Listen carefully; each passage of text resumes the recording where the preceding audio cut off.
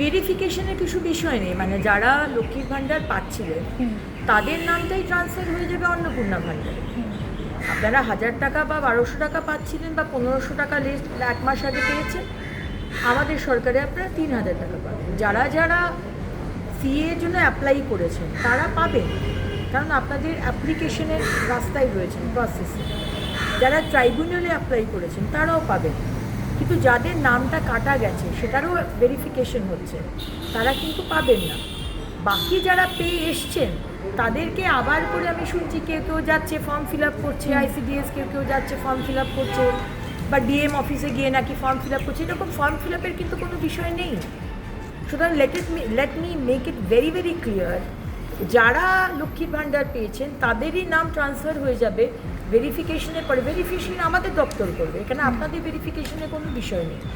আর যারা ধরুন 15 বছরে পাননি, আরে বিজেপি করার জন্য আপনাকে দেওয়া হয়নি, বা আপনি খুবই গরিব কিন্তু তাও আপনাকে দেয়নি, তাদের আমরা শুরু করব। আমরা অলরেডি পোর্টাল খুলছি, এখনও কিন্তু পোর্টাল রেডি হয়নি।